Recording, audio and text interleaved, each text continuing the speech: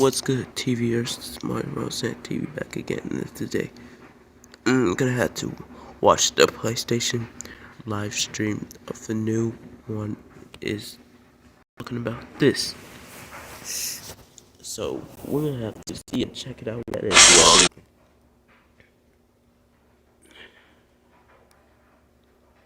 is my thing on? Let's see, is my thing not working?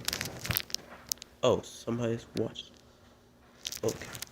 So what's good, y'all? It's Mario Bros. TV back again, and today we're gonna be watching this video of called the PlayStation New Showcase game. I am actually freaking ready for this because I'm glad to be watching it right now because I'm just gonna have to check out something.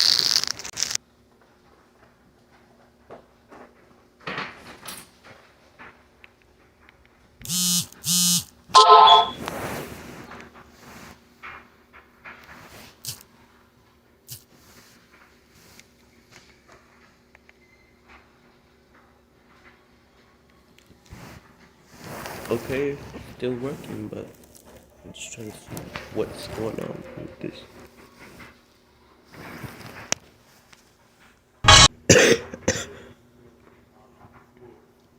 It works. So let's go back to YouTube. I'll be in my room. I just went up there to check on Xavier and Jayana. My boy, Save money and make money on Depop. Buy your favorite brand secondhand for cheaper than retail. An electrifying conference because not only is Sony showing off their new console, but Microsoft is also showing off their new Xbox. Even though Microsoft's press conference was aired before Sony's by a few hours, the reception of their event was received in a less than stellar way and ultimately led to diminished sales and a major blow to their brand's reputation. But that's another story for another time. Fortunately, we have a product for people who aren't able to get some form of connectivity. It's called Xbox 360, right? Later that evening, all eyes were on Sony and the PlayStation 4. Like an hour, and we're like, yeah, this is okay. I'm all back here in an hour, and even though we're like, it's been a solid conference, and I'm waiting for the knockout punch, and then they just came out and beat the body to it's what?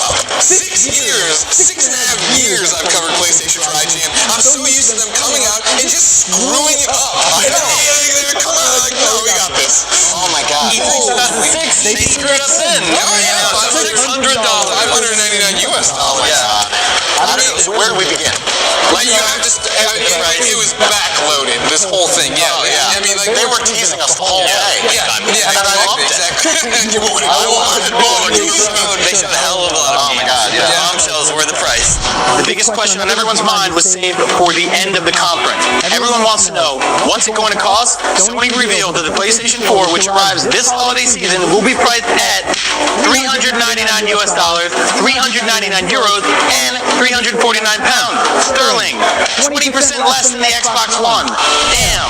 The most notable thing to come out of the entire press conference, besides the console itself, wasn't an announcement for anything Sony was selling, but a direct shot at Microsoft Xbox One's always online DRM. This is how you share your games on PS4.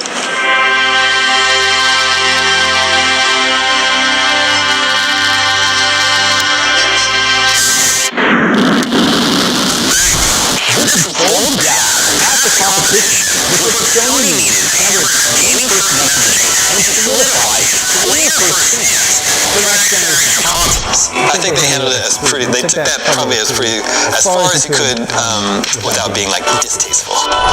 The PS4 reveal was a massive success, and Sony managed to not only reinvigorate the PlayStation brand, but also amplify the competition's confusing messaging around its next Xbox console.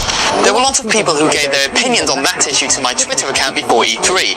It's not that our hardware policies are decided strictly based on user reaction like this. influence the feedback Microsoft had received towards the end of its conference, it appears that even if the backlash didn't dictate what the Japanese company decided to do with the PS4, it was happy to capitalize on the negative reaction. SCE Japan Asia President Hiroshi Kawano added, "As of now, I feel like we're getting a very positive response. For this system, we made a list of what people expected from us, spacing over each point, with user feedback forming the main basis for the list. The software makers are also telling us that they feel like they really make some fun stuff with it. A new platform always provides the basis for new forms of play, so I'd like to see it connect to a revitalization of the marketplace." It's the fact that I think for E3, what E3 is designed to be, PlayStation won it. I think Microsoft had better games. I was more excited about their game lineup, but only because I already knew they came out and showed like updated versions for PlayStation games, right? And like that's awesome. And then what I got excited about the PlayStation was the price, and then standing up for gamers like we talked about, and doing all these different things. This is the time more than ever where you need to win on policy, because a few years ago Sony announced the PS3 and they said $599 US, and people said no. And had they said yes, game consoles would forever be $600+, but they weren't. And we changed that, right? And we spoke with our laws. And this time around, Sony said we're not going to do the used game thing. We're not going to rip people off. And they stopped that dead in its track. And if you're doing that, you're an ass. Right? You're ripping people off. And that's the tone they set. And that's more important than any game in the world. The games will be later, but if the platform doesn't rip you off out the box, it's a good place to start. In those first-party conferences, there's always sort of a level of like one-upmanship, and they're always trying to outdo each other. But that year is like I've never seen any of the first parties be so blatant in their like thumbs up to Xbox. Like Jackson, just they addressed deliberately the fact that their console was not going to require any sort of online connection. You can trade your games, you can play used games. They're just like they hit every weak point that Xbox had sort of revealed for themselves. Yeah, Sony took advantage of.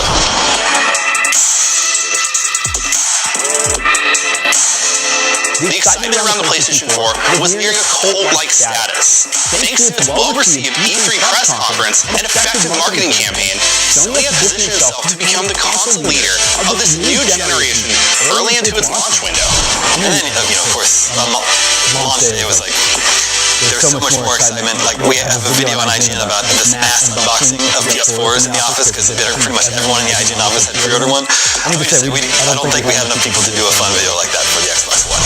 What's up, everybody? It's me, Greg Miller, and our personal PS4s have arrived here at the IGN office. But everybody's so excited, we all wanted to do an unboxing video by ourselves, so we said, hey, we'll do it all at once. You guys ready? Yeah! All right, 3, 2, 1. What's up?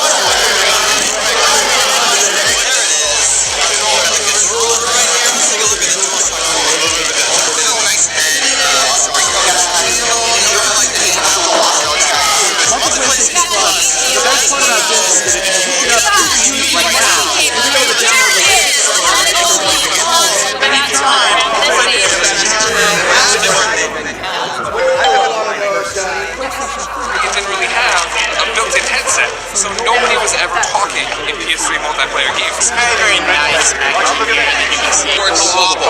PlayStation, infamous PlayStation 4 wobble. And because of these little dots, but don't worry about it, it's okay. So I got the connectivity start guide and this controller. That's why this is the most revolutionary console ever made, since the GameCube at least. And this is the world's best HDMI cable because it came free in a box. I'm going to do an in-depth walkthrough of this power cable. I'm starting at one end, so I'm not sure what this end does. It's pretty amazing. It's got the small disc. I love the size of the place. There you have it, folks. The PS4, it looks great. I'm gonna go make out with this man. Some of us have to get back to work. Well, that's the unboxing of the PlayStation 4. It was very entertaining as a gamer to watch, and it was exciting to cover as an IGN employee. So yeah, I don't think I wouldn't have. I have no notes. The launch of the PlayStation 4 was lightning in a bottle.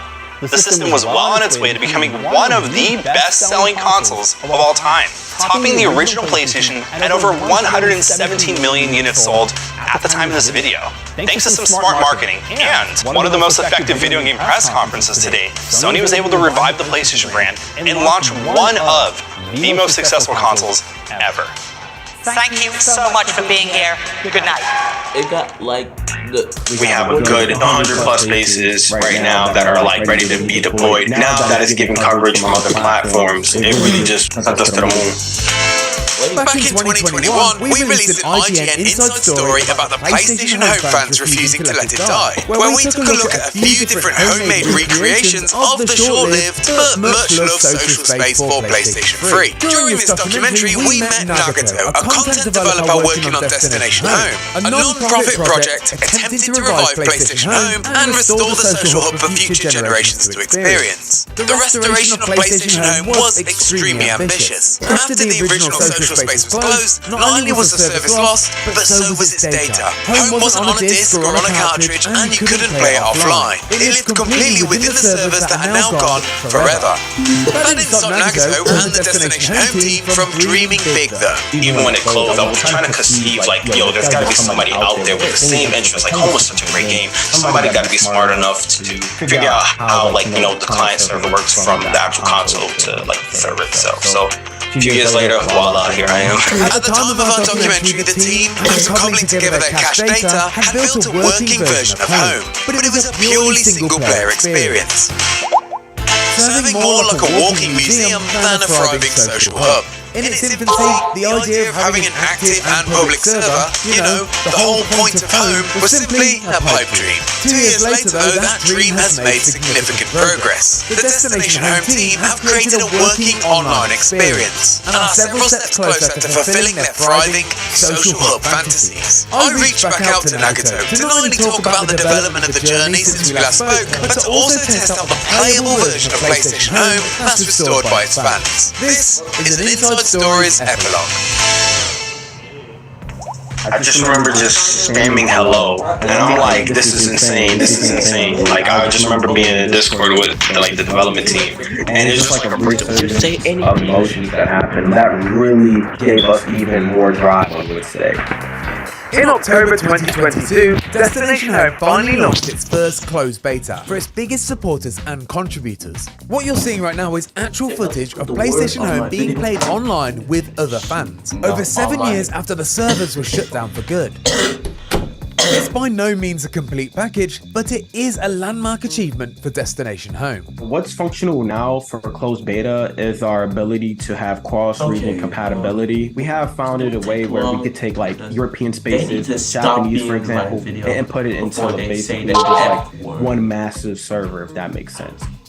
We've enabled purchasing features in terms of not like really purchasing store content. That is still to come, but if you had like original clothes and stuff like that, we inputted that in. To be clear on this point, Nagato uses the word purchasing as a substitute for freely acquiring items from the old purchasing system. Destination Home has always and will always be a non-profit project. There are no microtransactions at all. You had your original PSN account and you bought stuff live on Home, all your items, as long as it's been donated to us or we archived it, your services that you purchase will basically be alive. I don't know if you can see on the screen right now, these clothes that I'm wearing, I purchased way back in like 2012. Destination Home is religiously committed to the idea of recreating the entire experience. What you're seeing right now is their first toe dipped into the Central Plaza pond. But their plans for a full recreation, they're big. We are currently right now for a closed beta 2, have like 13 spaces that we've hand selected from feedback from our members. Overall, we have a good 100 plus spaces right now that are like ready to be deployed. Back in 2021, the Destination Home team's data pool was limited. Collectively, they combed through all of their PS3 for all the stored data that they could find, soliciting whatever local or cache files any home fans had left on their dusty PS3s, with the goal of being able to reverse engineer and restore the code. At that time, we were on 1.00 client or 1.0. We basically went through many iterations to get the last client working, both on PlayStation 3 and LPS3 emulators. during that time as well, we successfully obtained about 300 plus unique captures through, various means of like data captures. So during your video, and again, we just had an influx of people just coming in to Discord, DMing me, Twitter, Reddit, even PSN. They found my PlayStation Network, just donating data. So all of these things combined has really advanced the project to a point where now we are ready for Beta 2. Following Nagato's own admission, the documentary helped. More eyeballs are now on the project, and with that came more hardcore PlayStation fans generously offering their cap data. After IGN coverage, it was really a big boom. I know right now, there's at least 8,400 people in the Discord alone. You guys like Warrior64 retweets myself sometimes. So now that it's getting coverage from other platforms, I'm able to restore data faster. People are wanting to donate. It really just sent us to the moon. I saw this love and support firsthand in the comments section. Overwhelming nostalgia and support for the 4 long-lost social platform. However, not everyone was convinced that PlayStation Home needed to return, with plenty of the audience pointing out the existence of modern alternatives, primarily VR chat. After bringing this sentiment up with Nagato, he immediately began to make a passionate defense for PlayStation. Say, that wasn't that bad. The thing I would say what Home has is like a nostalgic factor, right?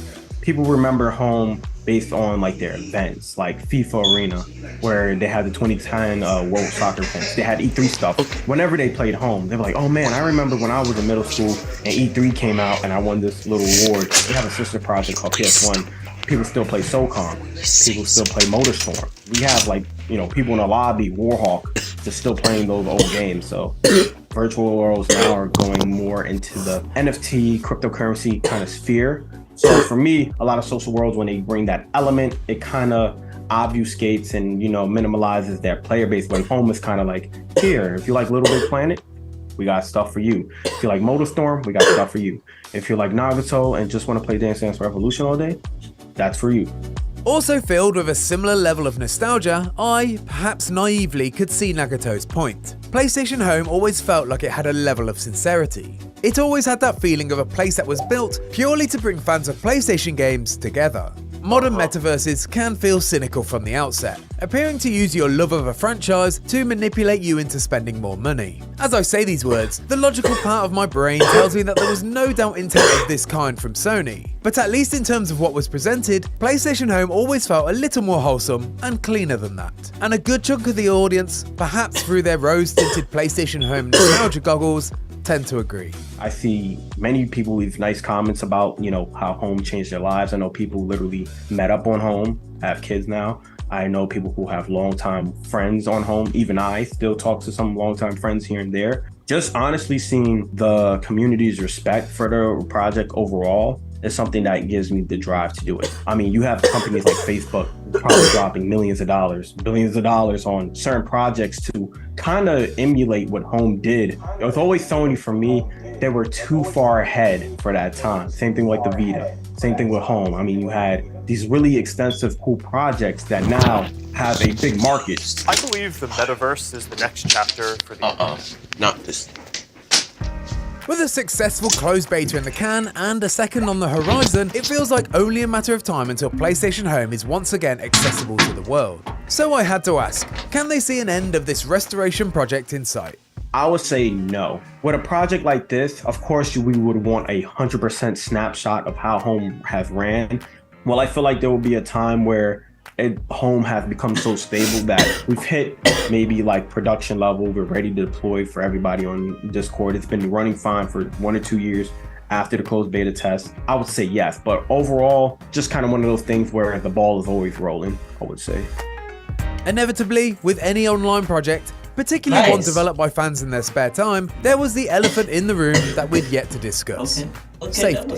For me, I do not want my project, and I know a lot of fan projects go through that. I want everyone to have fun on Home. I don't want nobody to experience any form of bullying. That takes the fun out of gaming, and I think honestly, people game for one reason, to have fun. Nagato reassures me that the team is working hard to make sure moderation will exist in Destination Home. But after working so hard on a restoration project, do they ever think they'd be tempted to expand the platform and maybe even develop their own content for it? Yeah, now Last of Us mini games, no even though Gran Turismo space would be nice or anything like that. That's not their true sense of home. If it came out, that's our motto. We put it in. If home actually had bugs and glitches that broke the game, that stuff we'll fix too. When I last met Nagato, I asked him what his ultimate goal was. What would be the moment he could pause, reflect, and be proud of what they achieved? His answer was sweet and surprisingly modest. Ultimate goal is to get an online client working for the PlayStation 3. Once I see another person in the lobby and I say hello and hello, we can actually say hello together. That's something our team, that's the day. Considering they'd achieved this and beyond, it felt like it was time for a new ultimate goal. When we actually had non-developers and regular people play our game, and we seen them take all screenshots and post it on Twitter or in the Discord, or literally seeing that resurgence of happiness, that's when I would say it'll be the day. We had it on a small scale. We had like maybe 10 people to a lobby, but really seeing a ton of players. Like you go to Sodium, there's like 24 players in this. Konami, Dance Dance Revolution, and you see me and I'm trying to beat everybody in the game. You know, seeing people with their original clothing items, to have people, you know, enjoy that's the day. If you'd like to get involved with Destination Home, be sure to join the Discord server. And if you like this video, please check out our other inside stories about gaming communities, including the weird and wonderful fans still playing Fallout 76, and the Final Fantasy VII fans that are desperate to resurrect Aerith.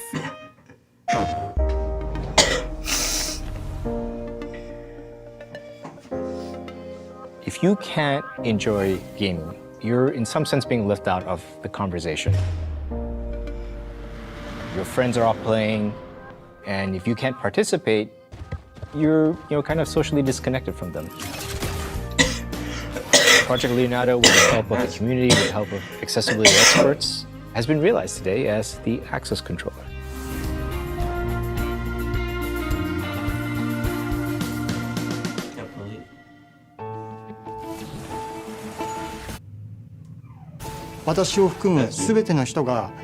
PlayStation のゲームを楽しむためにコントローラーが必要で、このコントローラーも全ての人に楽しんでもらうために作りたいと思いました。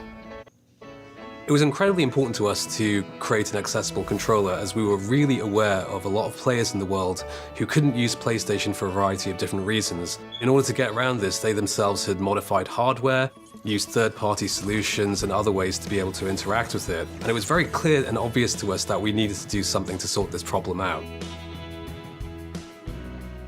The first step was to try to figure out what we didn't know. Not being disabled myself, it was very important for me that we try to learn and understand what it was we needed to solve for. To get this right, we really need to engage the community. We really need to be talking to experts in this field to advise and guide us on what challenges we need to solve. How do we go about solving it? We spent a lot of time consulting with experts such as from Able Gamers, from Stack Up, they're a military disabled veterans organization with special effect over the United Kingdom. And they lent us a lot of insight into key challenges that were preventing people from interacting with a standard controller. In consultation with the community, in consultation with experts, we went through very extensive prototyping phase, a much longer prototyping phase than we typically have, across 3 continents, gathering data. There was certainly more team effort and collaboration with the Access Controller, more so than any other project that I've worked on. In our user testing lab in Tokyo, we have a viewing room, and in that viewing room there was always a member from industrial design or interaction design or the various other different departments involved in the project. Having this level of collaboration with the user research was incredibly important. It can't have been easy for the teams to sit in that viewing room and watch their designs get taken apart every day.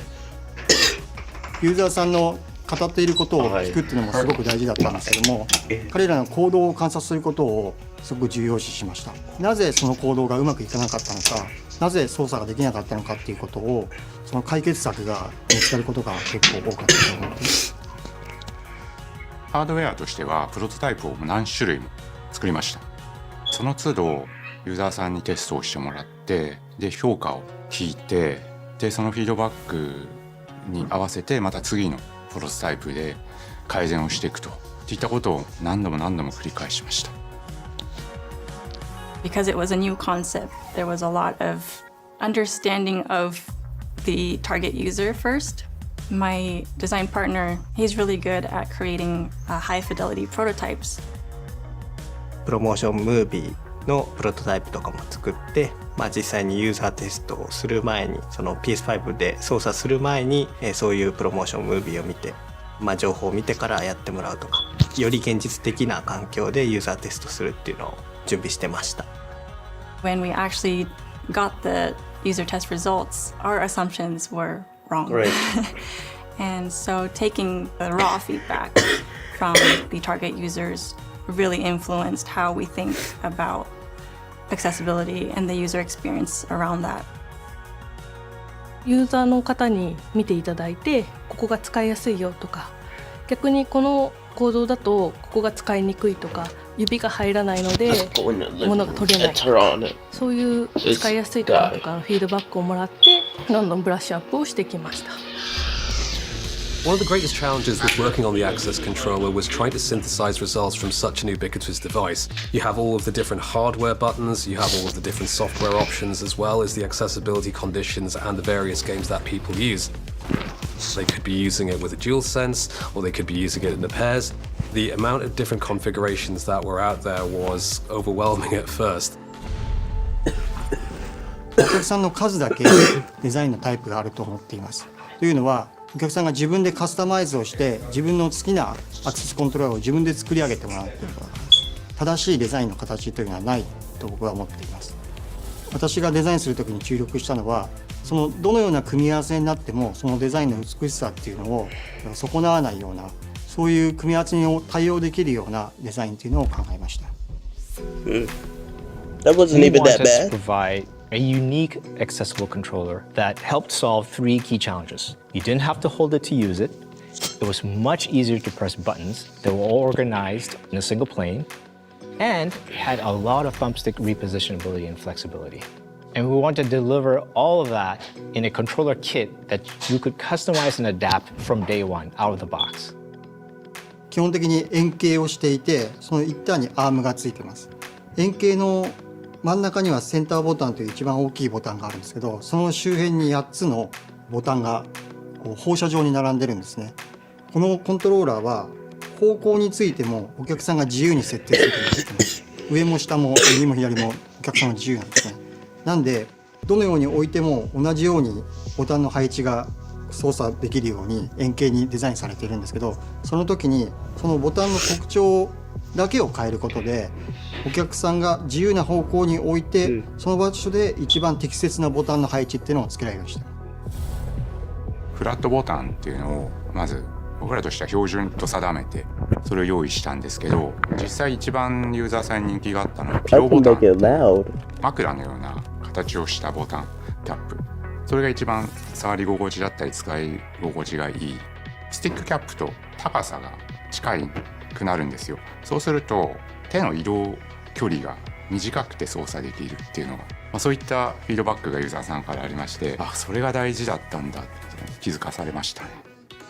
使いやすいスタイルっていうのがそれぞれあると思います。で、机の上で使いやすい人もいれば、膝の上で使う人、それからそういったアンプスマウントで車椅子で使う人っていう、様々あるので、そういったのも生活スタイルの中で本当により快適に使えるっていうオプションとして、用意してます。One of the biggest challenges for the UI was explaining this complicated product as simple as possible. Well, how do I do we started that? off with a lot of text. No one wants to read text. So we tried to use 3D animations as much as possible so that the user can focus on the movement of the controller rather than reading.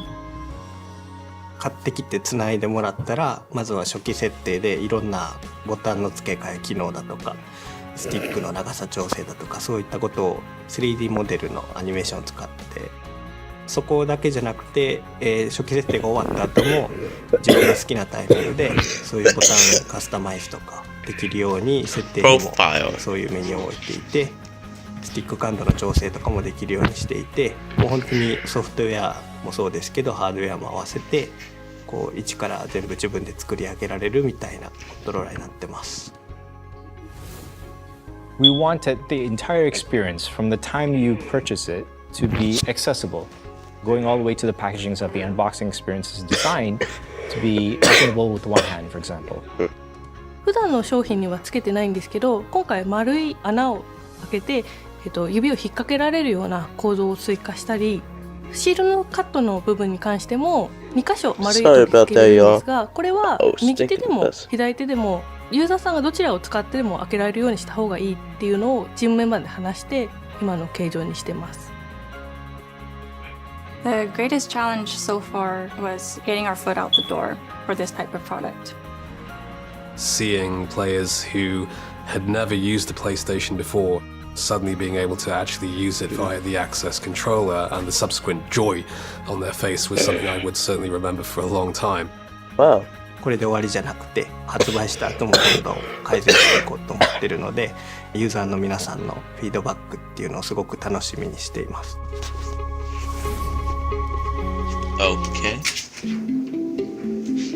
PlayStation's new Pulse Elite headphones promise to raise the bar on features and quality when it comes to over-ear headphones, but they're a fair bit more expensive than the standard Pulse 3D headphones. So, is the upgrade worth it?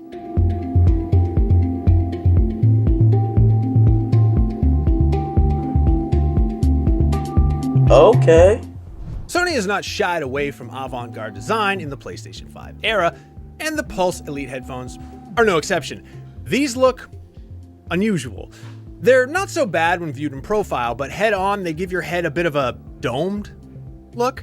The swooping lines on either side of the ear cups feature the only manual controls on these headphones. On the right side is a microphone, and on it is a single button that toggles mute.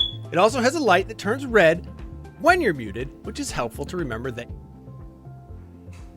your team can't hear you. You can also toggle mute from a PlayStation controller. Nice touch. On the left side are inputs for a headphone cable, which is not included, a charging port, the power PlayStation Link button, and a volume rocker. More on the Link button later. The lack of manual controls makes sense since Sony clearly envisioned you using this headset mainly with a PlayStation. When connected, the PlayStation's on-screen interface gives you a ton of other customization options such as sound mix, access to a customizable EQ, and more. All of this is great. One option that is confusingly not located in this menu is side tone, however. Oddly, side tone, which is very important for headphones with great noise isolation like these, is not mentioned anywhere on the box, nor is it in the main PlayStation 5 audio interface where you interact with the headphones. Instead, you have to separately navigate to the audio section of the PlayStation's main settings and scroll all the way down. Okay. Before getting to sound quality, there are a few notes we want to make about using the Pulse Elites. PlayStation Link is the name of Sony's technology that lets them immediately connect wirelessly to either a PlayStation Portal straight away or PlayStation 5 if you use the included USB dongle. I know. Once that dongle is plugged in, it's a single tap of the power link button and you're connected. The range is pretty good too and outperforms several other headphones we've tested. Secondly, just like with the Pulse Explore earbuds, the Pulse Elite headphones feature a type of wireless multi-point that allows them to connect and play audio from two connected devices simultaneously, provided one of them is a PlayStation. The clear use case in mind is having the headphones connected to your phone and your PlayStation using Link. You can't, however, use this feature to connect to two different Bluetooth devices at the same time. While yes, it can remember those devices and switch between them easily, it will only ever be connected to one of them at a time. We mentioned the good passive noise isolation and want to elaborate. These don't have active noise cancellation, which is fine because the isolation is so good. They are also very comfortable, and the material Sony chose for the ear cups is soft, plush, and it doesn't get too hot even after wearing them for 4 or 5 straight hours. Next, these headphones feature 2 ways to charge them. You can either plug a USB-C cable into the charging port located right next to the power button, or you can hang them on the included wall mount, which has a USB-C port on the bottom hang it with the power on there using the included cable. Convenient. The top of the headphones has the same kind of contacts found on the bottom of a PlayStation controller, which allow charging while they're hanging.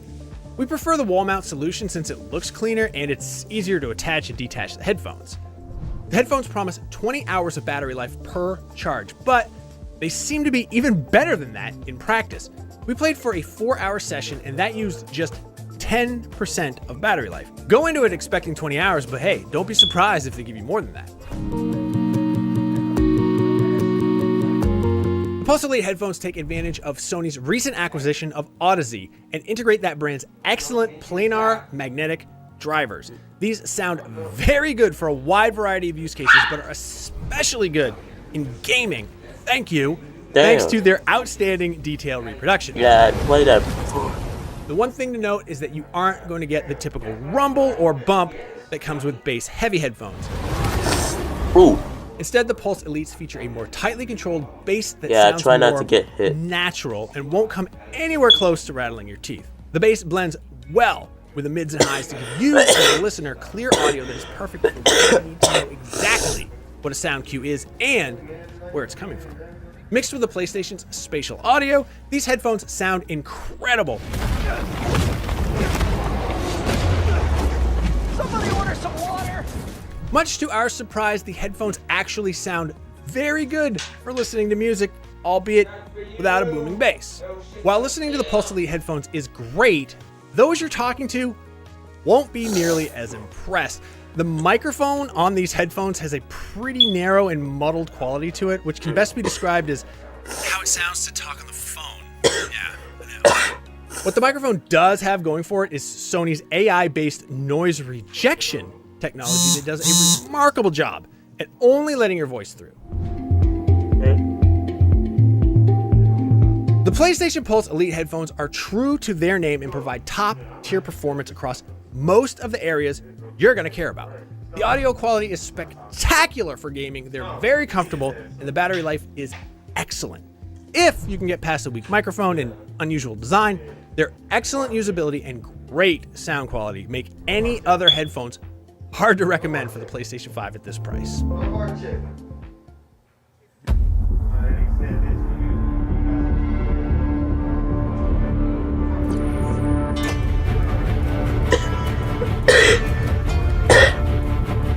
They already did.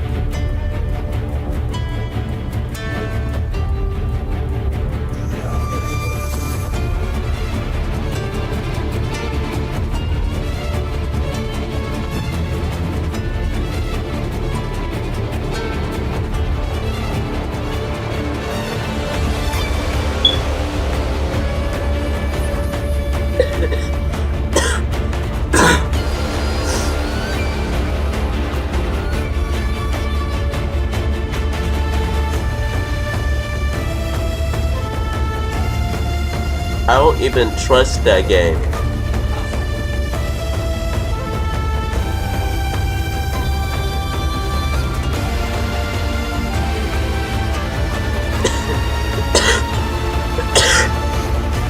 Not that one either.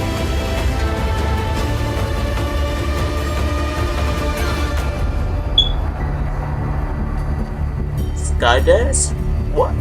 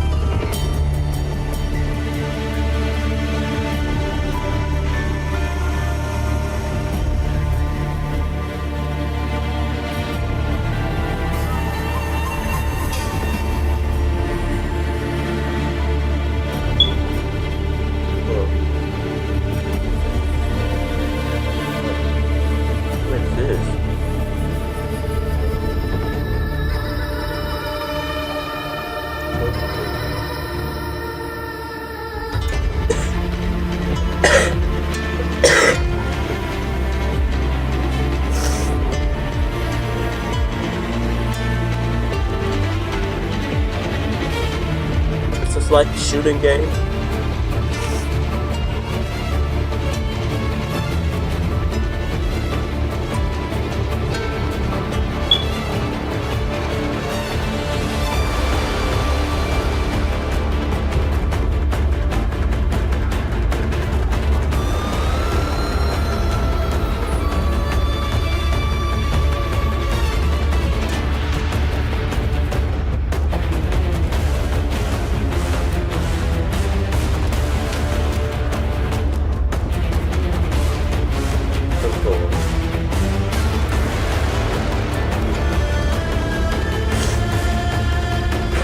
I never want to play this game.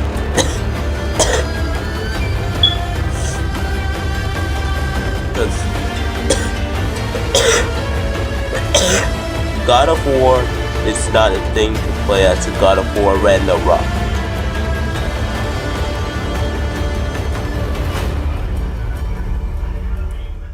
I'm kind of lost. I'm looking for Silent Hill. Silent Hill remake? What?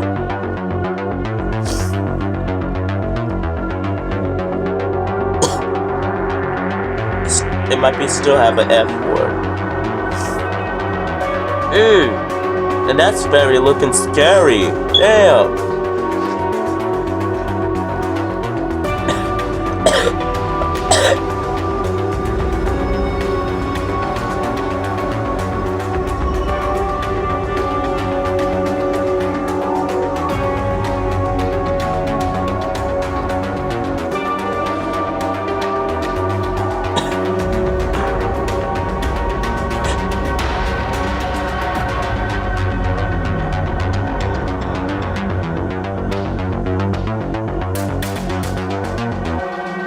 Silent Hill 2.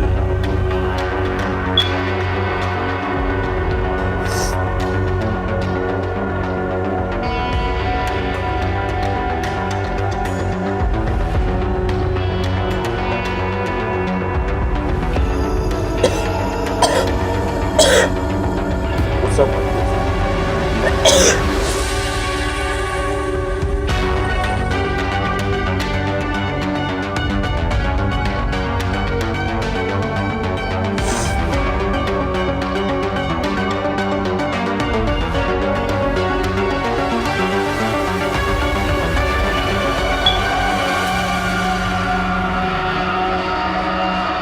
Whoa. Ain't no way. It's freaking me out. Until dawn? Oh, nah. Nope, nope, nope, nope. I'm good.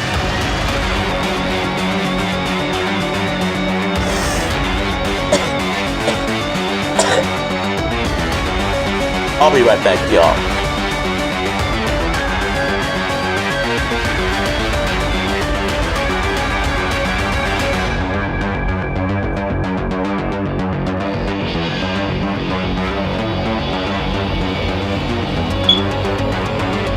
Elliot? That game is new. Holiday Express. What was that all about this? As soon as we find a good spot, we can get things set up and ready to go.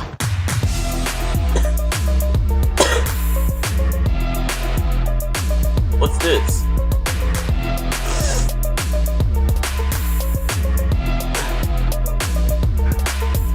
What's happening?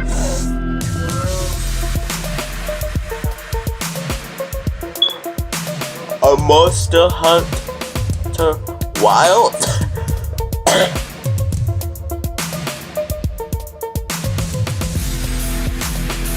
Wait, Marvel Reveals? Oh, I'm gonna have to play that. I'm definitely gonna play that.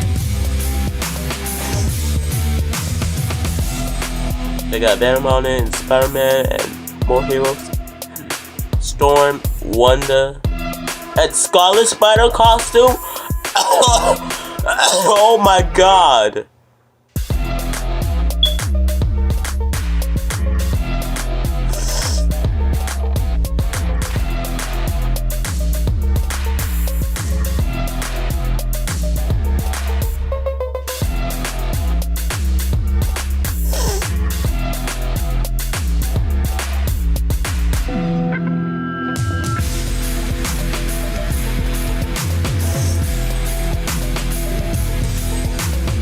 Oh, and I'm waiting for this game!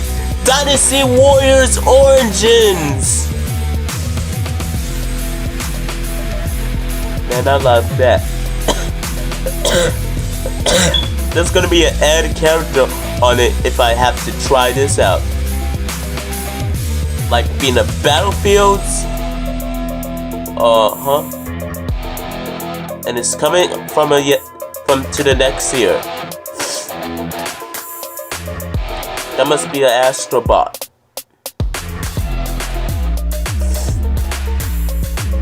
Or even like the Astro Boy. Is that Nathan Drake? A rapper?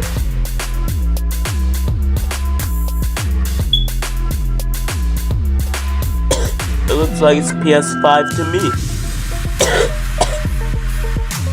This PS5 console looked like a shit.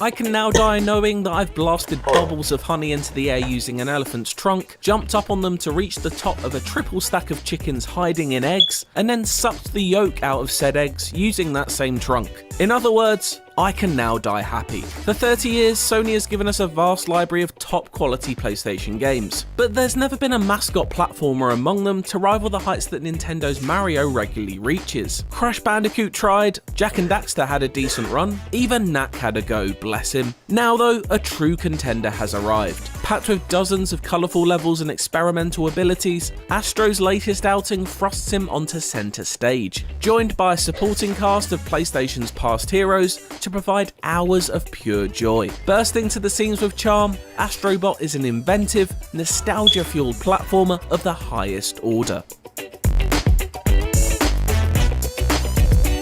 If 2020's Astro's Playroom was like a museum, albeit one with fun playable exhibits, Astrobot is like a theme park, throwing a new thrill at you around every corner and after every double jumped gap. It doesn't always deliver the bonkers creativity that drives the likes of Super Mario Galaxy and Odyssey, but that's hardly damning criticism when swings of that size are rarely taken outside of Nintendo's walls. What developer team Asobi has designed here though does successfully evoke the spirit of those great platformers, by birthing novel stages full of visual flourish that never cross the line into becoming mere novelties. A handful of the many standouts are a time-bending casino, a Japanese bathhouse-inspired level with a humorous sponge system that's soaked in fun, and a smart level in which the floors and walls dynamically shift depending on whether a day or night button has been pressed. That last one in particular features a fantastic use of 3D space, while also feeling like a page torn straight out of the Fez playbook.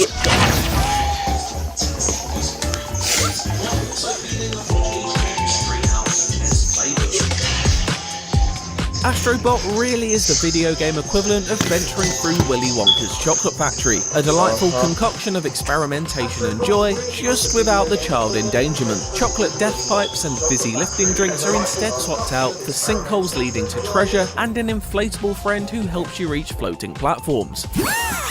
Okay. It even feels like some popping candy has smuggled its way into your controller as it fizzes and pings away, sweetly reacting to whatever is happening on screen. Astrobot is a showcase for the DualSense's bells and whistles unlike anything since, well, Astro's Playroom at the PS5's launch. Triggers tighten in your fingers and rumbles are sent through your thumbs. Raindrops tickle your palms, and I found my whole body involuntarily drifting from side to side as I guided Astro's ship with the motion controls. And while there's nothing to quite rival the GPU earworm of 4 years ago, despite the best efforts of a giant singing tree, the music is a consistent delight throughout.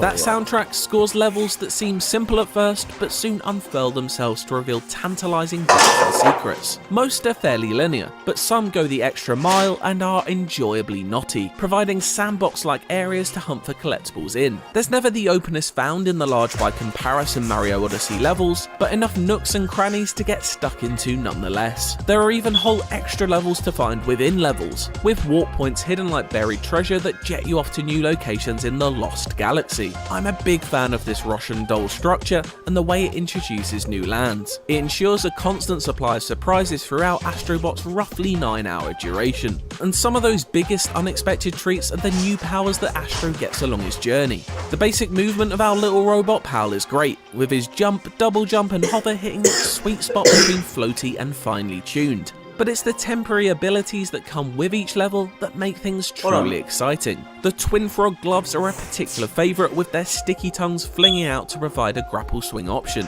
They're also spring-loaded, meaning any incoming projectiles can be sent back from whence they came, exploding in an enemy's face. I also very much enjoyed the mouse mechanic, which reduces you down to a super small size, effectively turning on Toy Story mode that lets you clamber up oversized shelves and leaves in search of secrets.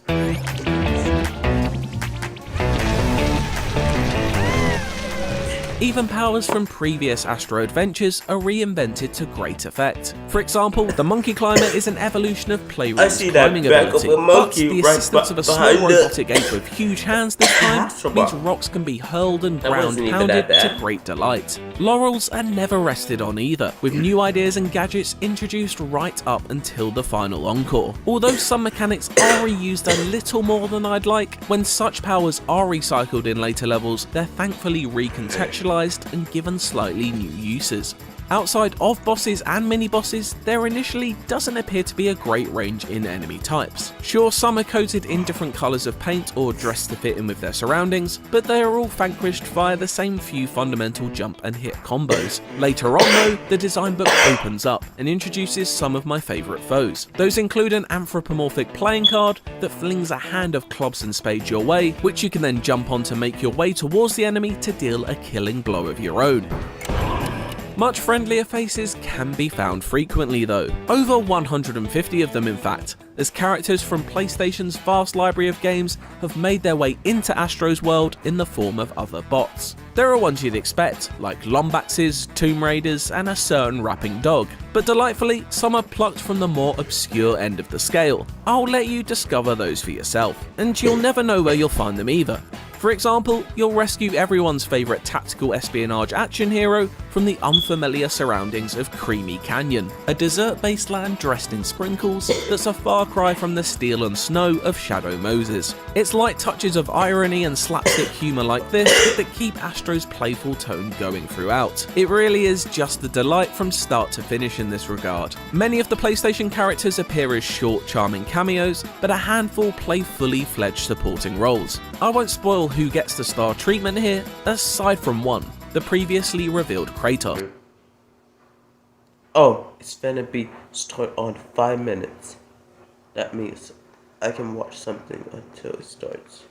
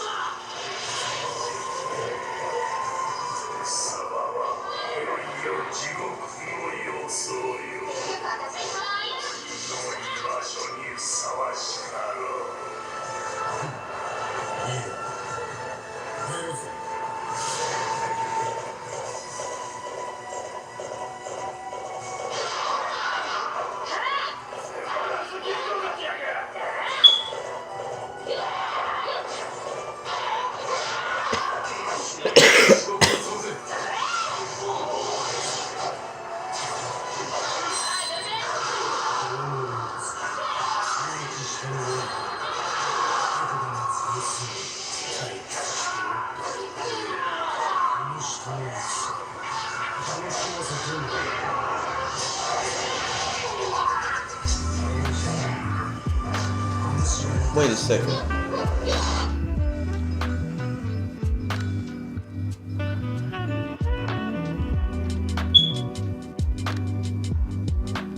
Is that thing starting or is still on the countdown? Like, I gotta figure out how it starts. Like it's 2 minutes until it starts.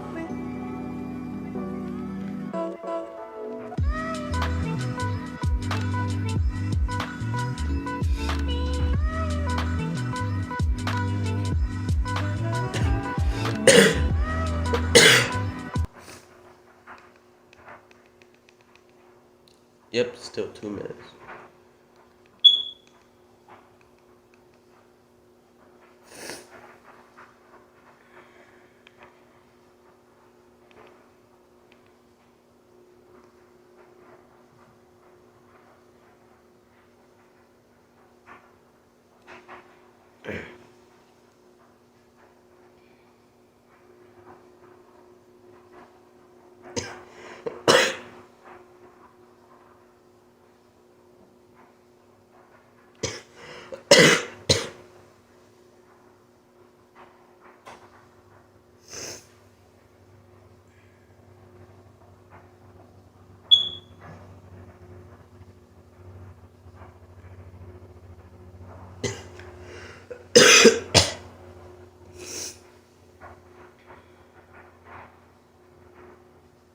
It got 1 minute left until it starts.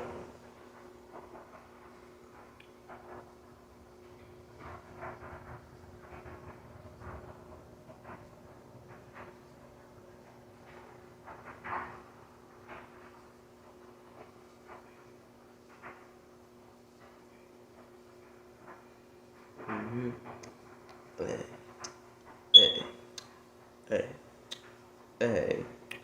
50 seconds. Hey.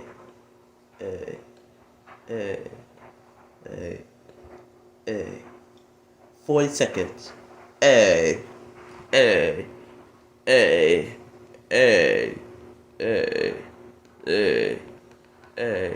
30 seconds.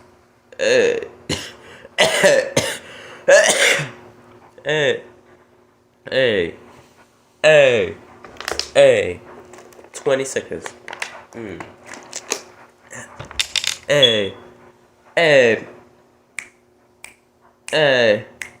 10 seconds. 9, 8, 7, 6, 5, 4, 3, 2, 1. Let's go! It says rated pending to mature I'm 17.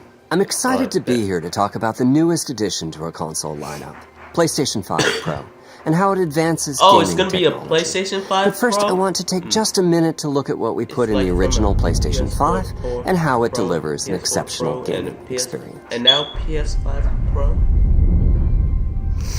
When PS5 debuted in 2020, it brought a lot to the table. 8 Zen 2 CPU cores form the brains of PlayStation 5 and enable high-speed complex gameplay, with character counts reaching into the hundreds. Ooh, I see what I'm seeing. And frame rates that can be as high as 120 frames a second. Go! PS5 has a powerful RDNA 2 GPU, which can render anything from intricate details to fantastic worlds with vast panoramas to explore. Wow. Ray tracing allows for dramatic Star Wars visual Jedi improvements, Survivor? including Oh reflections yeah. off of water or I'm gonna have glass, to play that. and the realism that comes from real-time global illumination. Is that Avatar? Custom SSD like can it load is data at breathtaking Ratchet and speed, Clank. resulting in ultra-fast transitions between game worlds. That's new. And data streaming rates so Yeah, high I that played that traversal Marvel speeds are Spider-Man. essentially unlimited. Okay? I'm working on it! Tempest 3D audio tech brings an unparalleled sense of immersion to the sound of the games. With audio so real, you may not even need to see the enemies to know exactly where they are. Finally, the DualSense controller has haptics that let you feel through your hands Wait a what your minute, my character is brother's got the experiencing inside of the game. And I use it. It's wonderful to see such variety and richness of game experiences. Creators have made amazing use of the hardware capabilities, but when I talk to them, I do hear about their desire for more graphics performance. The dreams of the developers are bigger than can be supported at 60 frames per second, and that leads to an aspect of modern gaming that we're all familiar with: graphics modes. It can be a difficult choice for players. Fidelity modes emphasize the visuals, typically through higher resolution rendering. These modes might also have enhanced detail or use more ray tracing. But the games only run at 30 frames per second. The visuals can be choppier, and the controls less responsive. Performance modes emphasize frame rate and interactivity, typically choosing to run at 60 frames per second.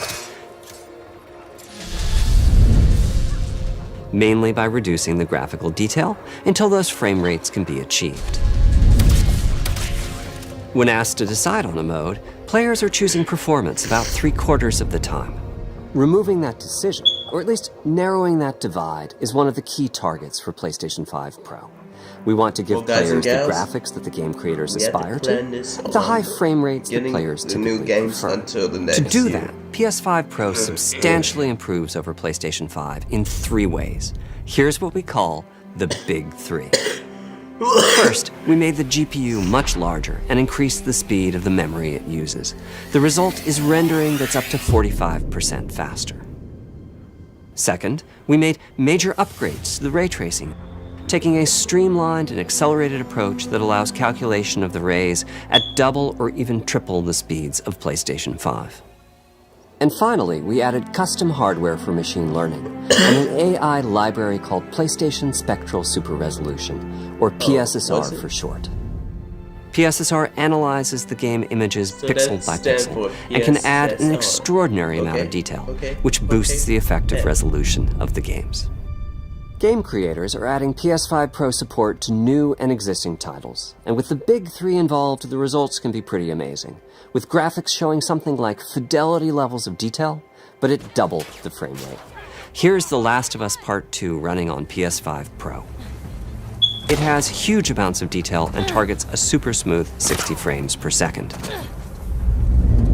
Let's compare this to the Fidelity mode on PS5, which is only running at 30 frames per second and is therefore much choppier.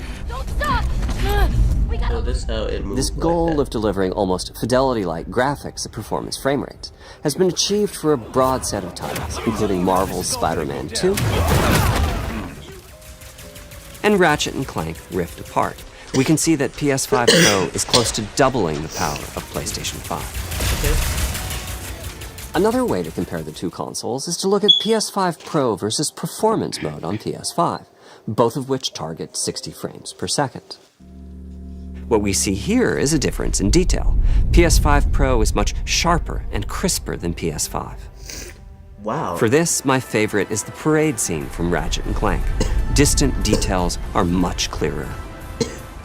And here we can see Marvel's Spider-Man 2 is noticeably higher resolution throughout the scene, including the trees and procedural cars. So overall, some remarkable improvement to the games. On PS5 Pro, we can see increased sharpness to the graphics or smoother and more responsive gameplay. This is the Big 3 showing their value. As you've been seeing, machine learning via the PSSR library is being used quite broadly to add pixel detail and boost frame rate. But there are as many approaches as there are game engines. The increase in raw GPU power is being especially effective for Horizon Forbidden West. Apart from the detail boost, that extra graphics power is allowing for improvements to lighting and visual effects, as well as to the hair and the skin in cinematics. Open up, guys. Jorv's orders. Good enough for me. Ray tracing is finding broad usage as well, particularly when the games are focused on higher frame rates. The faster hardware in PS5 Pro can make a real difference. Allowing Gran Turismo 7 to add ray-traced reflections between the cars in gameplay, while continuing to support their targeted 60 frames per second. That boost in ray tracing is also delivering big wins for Hogwarts Legacy, allowing not only for better reflections and a greater variety of reflective surfaces, but also for further realism in the casting of shadows. I hope you've enjoyed this run-through of the technology behind PlayStation 5 Pro. Oh, Simply yeah. put, it's the most powerful console we've ever built, and a worthy addition to the PS5 family. Let me wrap this up by giving you a quick look at a number of games running on the new console.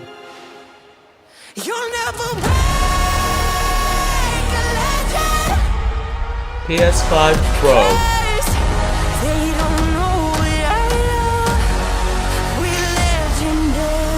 Oh yeah, baby! Don't leave me hanging.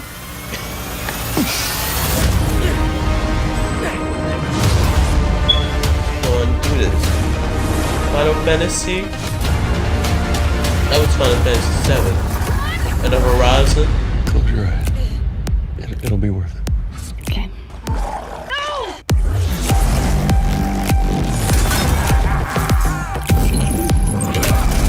Did I do it? Oh, what is this?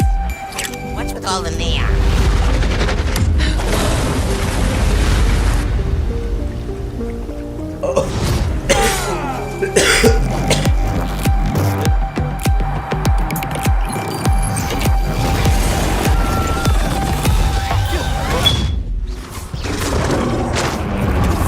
It's like the Harry Potter game.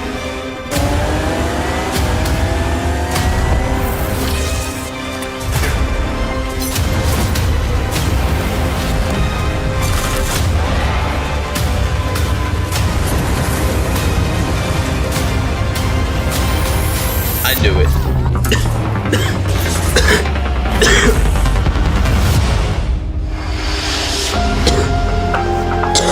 Hey.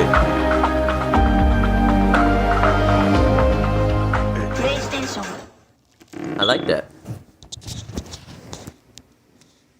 Now, do we have to watch the show stage? Oh, we could watch what the people up to.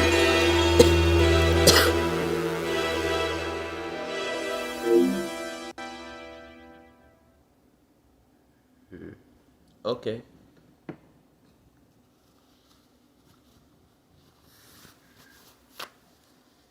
Another episode of Beyond. This is a very, very special episode of Beyond because we've got to look at the PS5 Pro. And of course, joining me to talk about it, we got the cast of Beyond. We got Brian, Max, and Jada. How we all doing? Beyond. Good morning. We got a new PS5. Look at that. Yes, yes, and it's only $700. and the stand is sold separately, by the way, just in case anyone was wondering. The stand is sold separately, but I want to kind of. I was worried about that. Please, let's not. That's fake news, Max. That bad. But no, I want us to kind of break down what we saw. Of course, Mark Cerny, he hit us with like the big three, which I didn't even know that there was a big three, but he talked about the big three. He talked about the PS5 Pro having a larger GPU, 45% faster rendering times, advanced ray tracing, double and sometimes tripling the speed, AI-driven upscaling, which I thought was pretty unique. What were our takeaways from this? Well, I think my immediate reaction is this is going to be a fantastic console for people who don't own a PS5 yet and haven't played any of those games. The thing that was really missing for me from this presentation was that big new sort of killer app that says, you got to buy this thing. Like when the PS5 launched, you know, you had a pretty rounded selection of launch games to go with it to sort of justify jumping from the PS4 to the PS5. Maybe you could trade in your PS4, get a PS5. It was 2020. We were all inside. We had nothing to do. There was a lot of good reasons to get that thing on day one. This is a significantly more expensive version of the console than the one I bought in 2020, which was $400 for the digital version, $500 for the disc-based version. And I saw a lot of really awesome benefits and bells and whistles coming to games that I've beaten already. And I don't know if I want to play those again. I really like what they're doing. I think that the idea of getting rid of the sort of choice between performance and quality is a huge step, right? And it's obviously the biggest selling point of this console because it always sucks having to do that. But there was nothing here that really said to me, you have to buy this on day one because of this game. It was just stuff I've played already, and I don't know if it's if I really want to replay all these games all over again and spend $700. Yeah, no, that's 1,000% like my opinion too, Brian. Like, you guys know me on this cast. I've played all these games that they've shown. Like, Yeah. I've probably got the platinum in all the ones they showed today. Like, it's really tough for me to go back and want to play these games. And yes, they're gonna look better. They're gonna perform better. I don't see myself, if I get a PS5 Pro, I don't see myself going back for more than a sightseeing tour and maybe taking some more photos in the photo modes for these games. I'm really intrigued to go back to Horizon Forbidden West and check that one out, because that game looks fantastic already. The physics with the water and everything in that game looks just amazing. So I'm excited to kind of test that one in it. And maybe like Final Fantasy VII Rebirth, I need to do a second playthrough that one still. So like maybe that's one that's like I think that's the only one that they showed. I don't have the platinum. Okay. I think that's one that I would go back and try on the PS5 Pro, but like it's not this like game-changing thing that they've shown. Like yes, they said, what was it? I think they said 3/4 or 2/3 of players choose performance over fidelity. That makes sense. Yeah. We want those nice frames. We don't want to get On in the boss November fight and 14th. miss a dodge or It's a parry because it's of cost lower like frames. the too much And so money. it's gonna be nice to not have to choose Oh, as mamma much mia. or have as much of a penalty when you choose performance or fidelity mode. Like, depending how on am what I you going to prefer. get that? But this is a tough pill to swallow A for version I think of a for most consumers at PS5. that $700 price tag How? for these. I don't want to say marginal, because those percentage increases are nice percentage increases, but for what gamers already get, it's gonna until people see it in action and have it in their hands, Oh, I think it's man. gonna look marginal to them.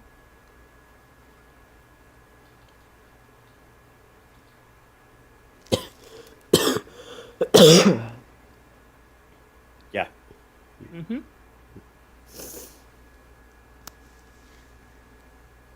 It's cost us too much money. But like I was watching this, Oh, on my no. laptop hooked up to And I'm about to do- fiber internet, about to do. hardwired thing, and I have it on the highest possible YouTube settings, and I'm still kind of doing like a what's wrong with this picture comparison shot, trying to figure out, where are the actual improvements? Like like Mark Cerny really had to kind of guide our eye to be like, here's where this is really showcasing the power of the PS5 Pro, and it's kind of an Emperor's New Clothes thing, because like, did the trees really look that bad in Spider-Man?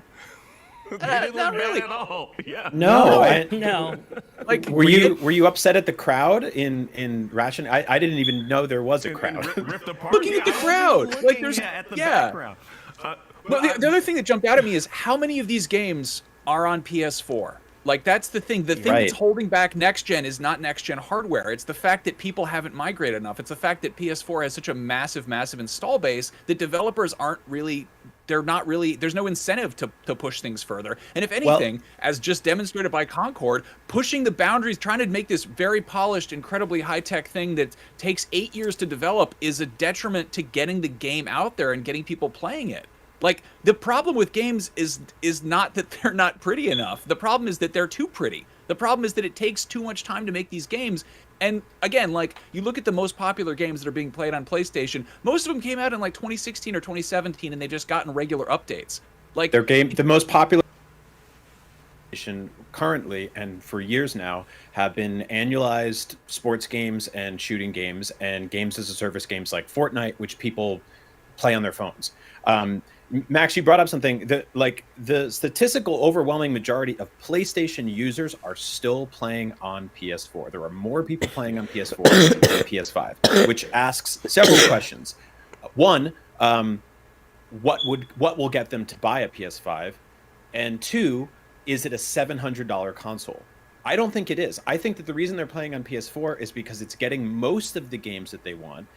The rest are pretty much going to PC out of a handful of a few of them. Most notably recently, Astrobot, which is probably my game of the year. Adore that game. At no point in that game did I say, I need to choose between these graphical settings. There aren't enough sprinkles on the ice cream level here. I really need the power of the PS5 Pro for that. I don't want to be cynical about this thing, but I do think it is attempting to solve a problem that in an incorrect way. Like, you need more people to migrate from PS4 to PS5, and I don't think a $700 price tag is what's holding them back.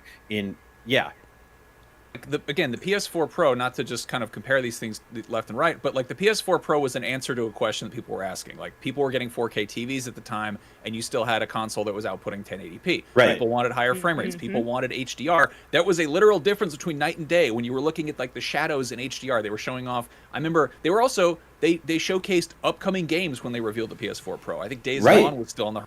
And they were like, check out how these horror zombies look with the PS4 Pro. This is impressive. They didn't show us anything that isn't out yet with this thing, which that's right. Yeah. And again, that goes back to Sony not having anything. Like, we don't know what's coming out next. Like Wolverine, we haven't seen anything from that. Like, everything is I want to point out a major sticking point here too. The PS4 launched at $399, right? $400 for shorthand. It then dropped by $100 by the time the PS4 Pro came out and launched at $400. So you're looking at a system that when that launched, you had a choice between a $300 entry point into the current generation. And why does it always have to be messed up? That's fun.